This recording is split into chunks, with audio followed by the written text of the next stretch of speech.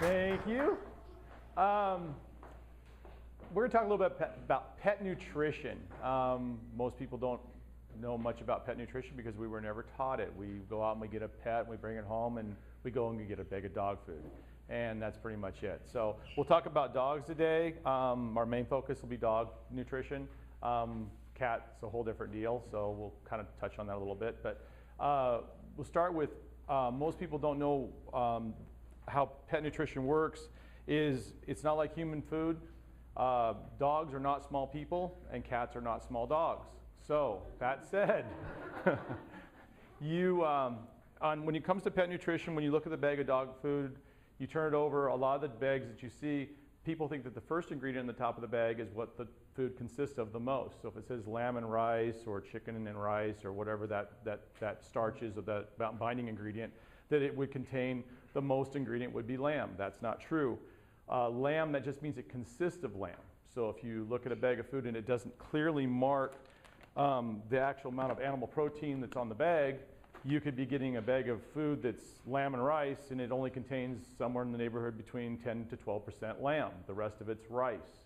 So when you're buying food, you need to, the larger food manufacturers that do declare how much the protein content is the one that you want to look for, because other than that, you could be just buying a lot of filler that you're just cleaning up in the yard, and it's not, the dog's not getting any nutrition from it. That said, most people, when you talk about the actual protein that's in the food, if it says chicken or fish or lamb, if it doesn't come after the word meal, so meal meaning like lamb meal, chicken meal, fish meal, those are actually what you're looking for in a dog food. If it just says chicken and then rice and those so forth and so on, that means is that there is chicken in the food, but you're actually paying for water, fat, the chicken, and the bone. If you buy the food and it says it's a meal, then that means that the chicken is reduced bone, the fat is extruded, the water is taken out. So you end up with basically what's called it's a meal, whether it be salmon meal, lamb meal, or chicken meal, or rabbit, or the different proteins.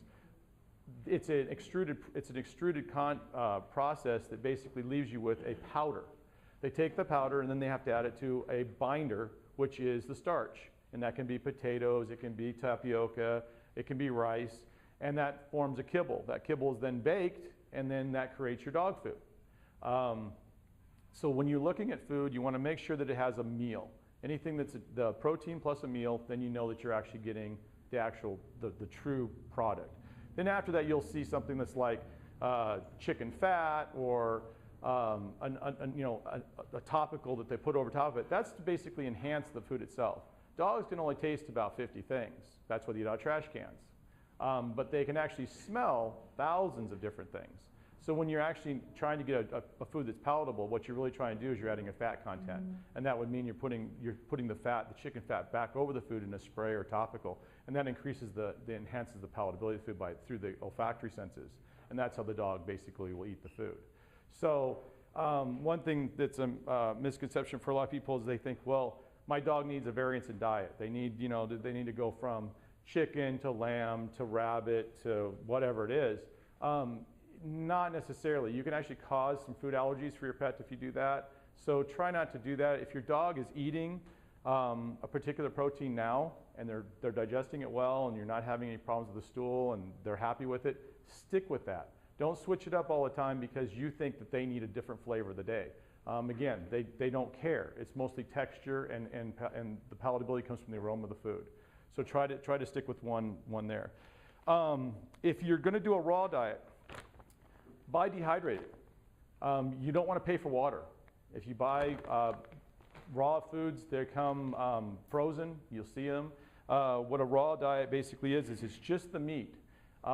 There's a problem with that. A lot of people go to raw diets because they're trying to do allergies for the dogs. The dog has allergies, so they go to a raw diet because they heard from a friend of a friend that said, if you do raw, you won't have allergies. Well, that's kind of true in a way because what you've done is you've limited the dog's diet to just the meat. And if you limit anything to a certain level of what they're going to have in their daily balance of diet, you're eliminating grains, you're eliminating other proteins, you're eliminating everything else that's in the dog's diet. So you will have What you're doing is you're just causing a limitation diet. So you will usually see a positive effect from that, which is the dog no longer has allergies because you're eliminating all of the other things that are in the diet. Problem with that is that most raw diets don't contain enough vitamins, and you're just feeding a raw protein. So what ends up happening is the dog is deficient in quite a few minerals and vitamins. That said, if you're going to do a raw diet, make sure that you get one that has a vitamin, and it's vitamin enriched, or there's basically vitamin and minerals added to the raw diet. So, but just buy a dehydrated diet if you're going to do raw, because if you're buying frozen, it's 70% water, and you're basically buying water. So it's kind of a ripoff. The other thing that you want to look for in a diet is called EPA and DHA, omega-3s and omega-6s. Those are fatty acids. We're familiar with those. It's been in the news for heart disease and everything for humans. Again, dogs are not small people. So that said, a lot of diets contain flaxseed oil, and you'll see where diet says it's 100% natural. That means that the diet, in order to be 100% natural, everything that's in that bag, they have to know the source. So in order to know the source and be 100% natural or organic, they have to actually get from the sources. They have to know where every protein comes from, every ingredient, including the fatty acids. So what you'll see in a lot of foods that says that they're holistic or 100% natural, what that's basically saying is that the flaxseed, in order to get the EPA and DHA, which is the omega-3s and 6s, they have to go to a flaxseed base because they have to get it from an organic source. Otherwise, they can't say it's 100% organic. That's not always good for your dog. Dogs cannot digest or simulate a fatty acid, omega-3 and 6, from flaxseed oil. It's great for you and me, for our nails, our hair, and things like that. But for a dog, the best source for omega-3 and 6, it comes from a fatty acid from anchovies. It has to come from a sea source. It can't come from farm-raised fish. If you want to get the largest quantity of omega-3s and 6s, or EPA and DHA, you need to get it from a sea source. That said, you need to look on the back of the bag of the food and see where that source is coming from. And you will, if you've got a dog that's severely shedding, you've got a dog that's got skin allergies and reactive to, you don't know if it's environmental or food related, try to look for a food that's high in EPA and DHA but comes from a sea source of fatty acids. This is one here that's salmon. It starts off with salmon meal. Tapioca is the binder. They find that that's pretty digestible for dogs, so that they can tolerate that. But this is going to come, because it's a natural sea source, is where the fish protein's coming from. That's going to be a high EPA, DHA food. So if you have a dog that has a lot of itching and scratching and short hair and there's shedding everywhere, this would be a good place to start. Okay. The other thing that we can do is limited ingredient diets. Limited ingredient diets, again, what you're doing is these are kind of the two things. Limited ingredient here is raw. This one here is limited ingredient. It contains one protein and one starch. What you're basically trying to do here is, again, eliminate certain things in the dog's diet, from carbohydrate to a protein. So if you eliminate, if you can see a trend here, they actually sell these foods as a limited ingredient diet. Again, don't mix your dog's food, flavor of the day, flavor of the week. Try to keep it one flavor, you won't have these problems. Then you have to go to this food, pay more, and you're actually getting a limited ingredient diet. So there's kind of a pattern here. It's like leading you down the path of spend more money. So this being said, a limited ingredient diet, basically what you're doing is you'll have dogs with digestion problems, skin issues, those kind of concerns. But this is actually giving the dog not only one protein but one starch, but it's also fulfilling the dog, giving them more vitamins, minerals, essential elements that they need in their diet. So it's more of a complete feeding than you would generally get from a raw diet. Okay, cooking for your dog. People go, I can cook for my dog. I cook rice, I cook chicken, and in green beans. Okay, well, that's great, but your dog is limited in many nutrient vitamins and minerals.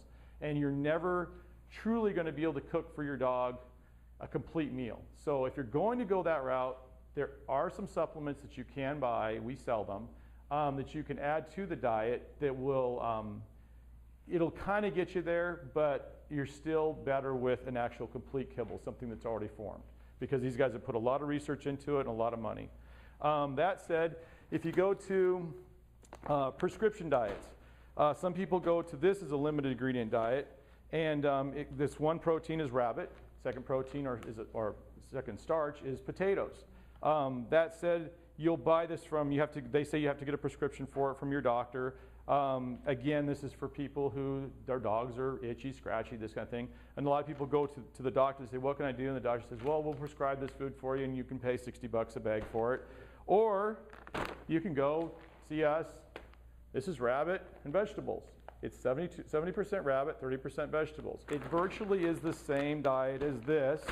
Doesn't require a prescription, and it can save you significant amounts of money. So getting caught up in the treadmill of different diets, and my dog is itchy and scratchy, there's a lot of solutions that we can do to help you with that. Come and see us. And there's many, many different things you can do. There's also a limited ingredient diets that we can do that are going to be, you can start off with a hydrolyzed protein or basically soy. We don't recommend that you stay on soy forever and ever, and you can buy that at any store, but we carry it as well. So you can do your own trial diets for your dog. We highly recommend a trial diet. It's a lot less expensive for you to go through some of the different sources of protein here than for you to actually do allergy testing. You go through allergy testing, it can cost you $1,200, $1,500, and they're very inaccurate. They're as inaccurate as 60% accurate or less.